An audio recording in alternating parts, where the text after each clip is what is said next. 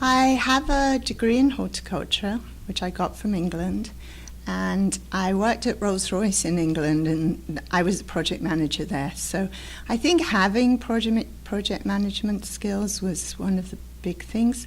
The other thing I think I have is I love creating, and I think I'm very good at working with people in just letting them run, just having them give ideas and then just letting them run. So we had so many skilled master gardeners, and I'm sure you do, people who are very skilled, and I just said go for it, and I would be supportive and I would manage the project, but there are an awful lot of people who made that garden work. And I am a planner. That's probably where my skills are, and encouraging people to make those decisions, allowing people to make those decisions, loving the people that make those decisions themselves. It was the right people at the right time, yeah. And we really, as I say, it was basically 15 of us that took the project on, with people working in all different ways with their skills. So it's finding the skills, working with their skills, and just letting them go for it, just encouraging them.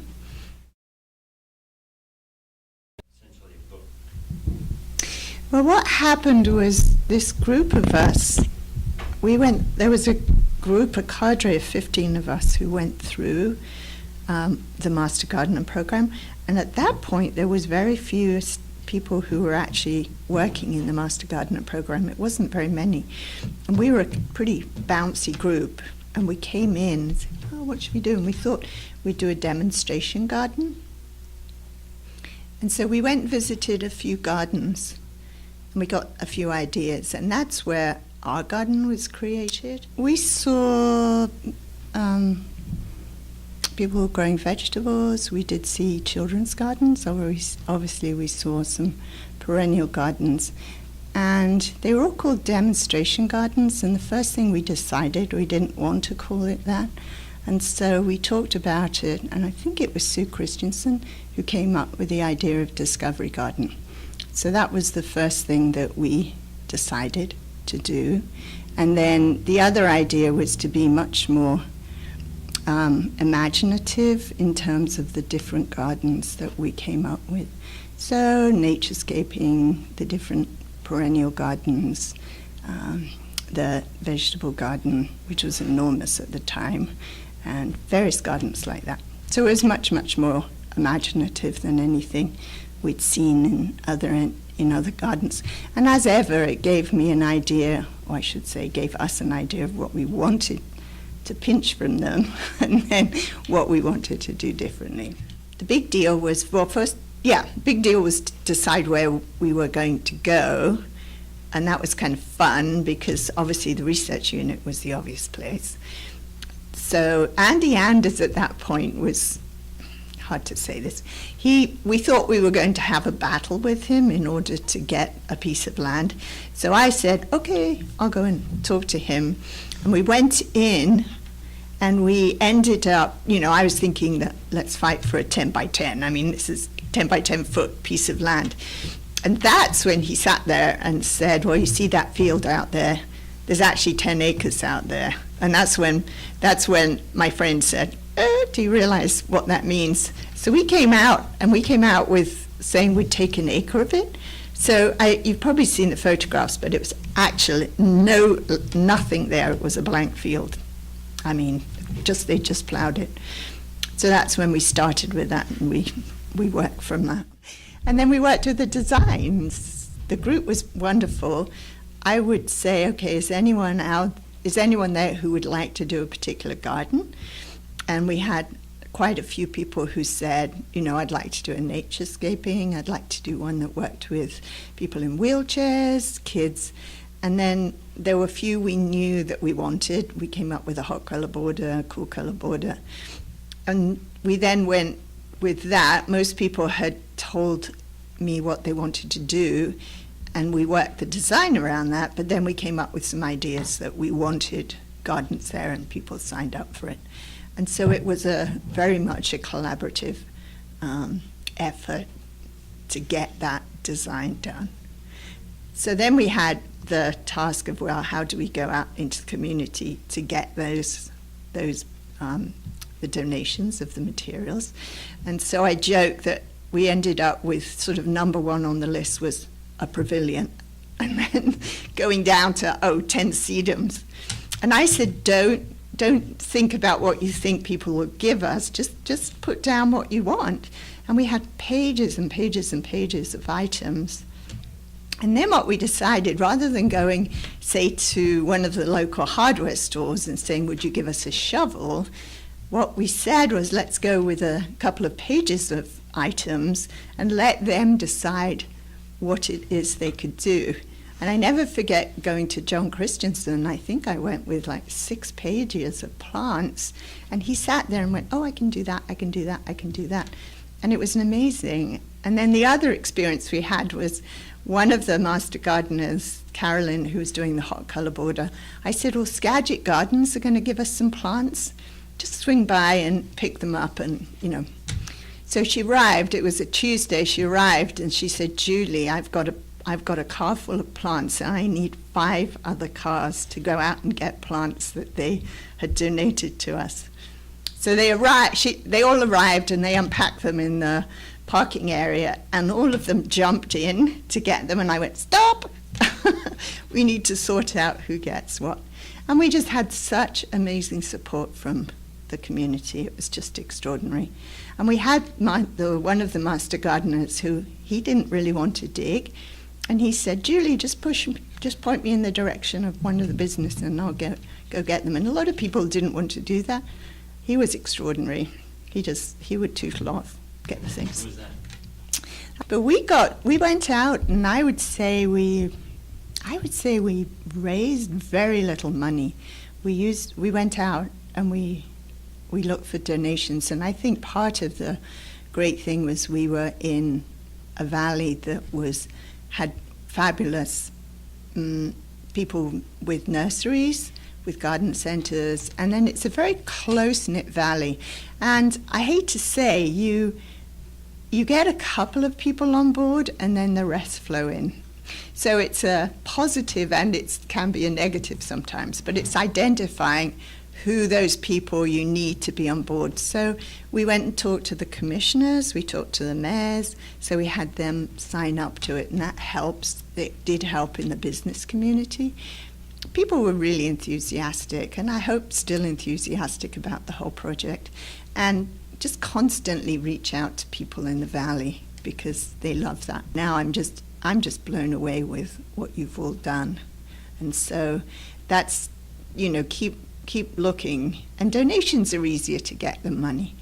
And in many instances in that garden, that's really what you need. Except if you are going to go do educational programs, maybe you do need money. And then also, we shouldn't forget, we just had amazing support from WSU. Both the people who work in this program, but also the extension unit as well. So from the point of view of staff, that was Ellen Cooley and Devon Havens. They just gave us such support. They didn't say, oh, this is a crazy idea. How are you going to do that?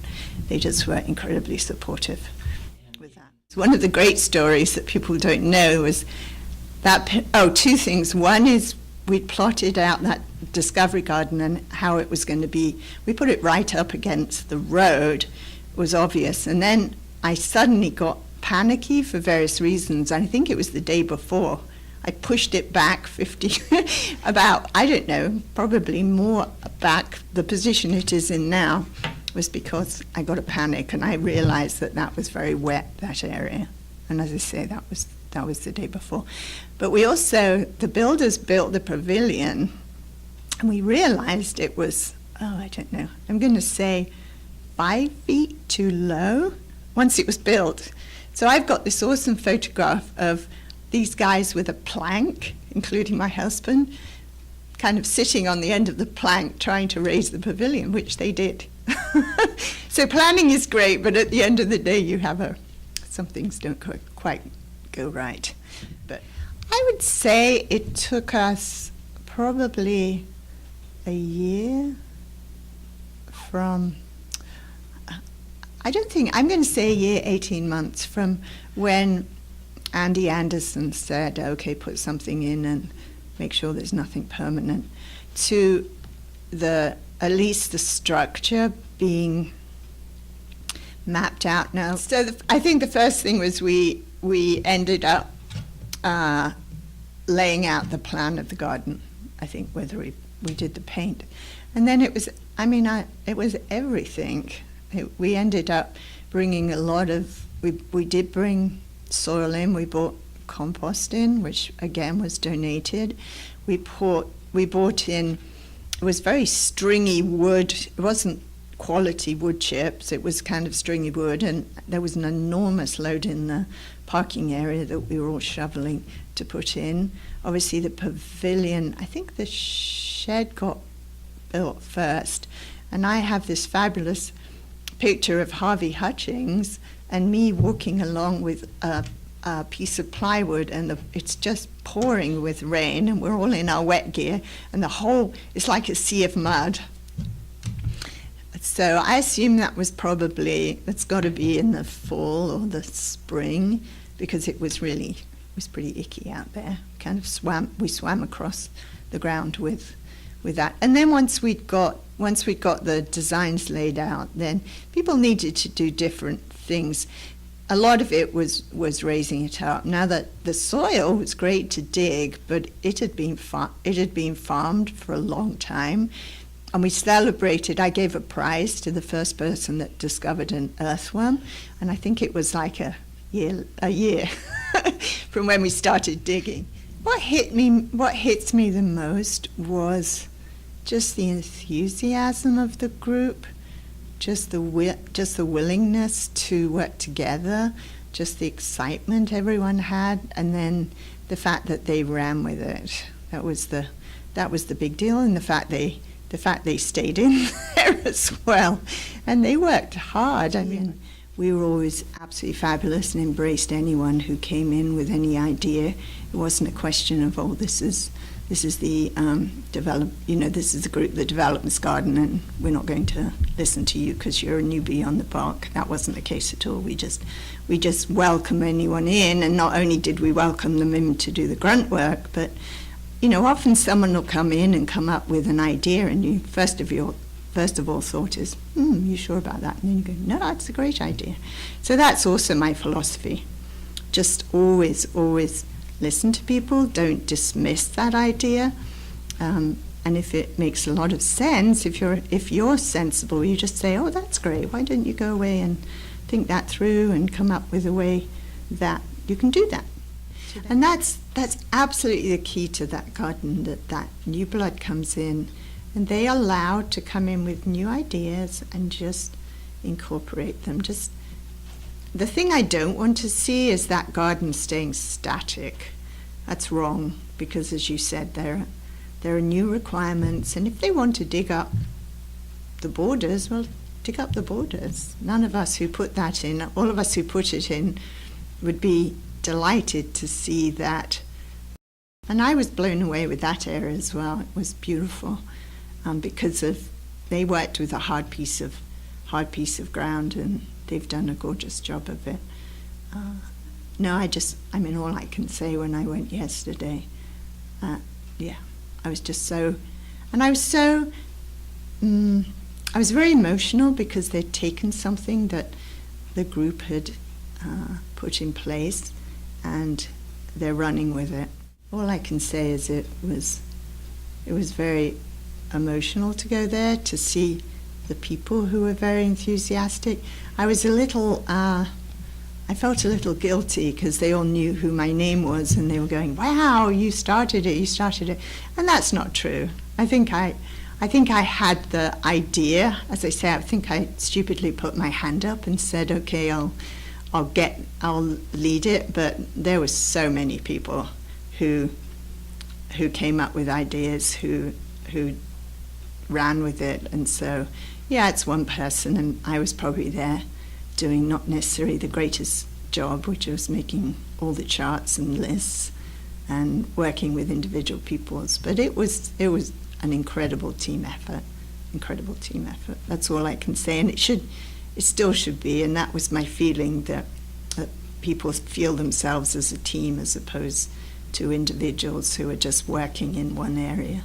So I'm sure that synergy between the group I felt was great. The enthusiasm, as I said, when I drove up and saw the cars, I thought, oh, they're just getting ready for this Saturday. And then to be told that, no, that wasn't the case. That's the number of people that they have every week. That impressed me. New ideas have come in, and that they're changing the ideas that we had. I know that would make every one of us happy. It's not necessary that you stick to the idea that we had. It was appropriate at that time. We had the people there who were enthusiastic about the areas. But as you say, there are new needs that have come up. Identifying those new needs and running with them are awesome. So yeah, go change your garden.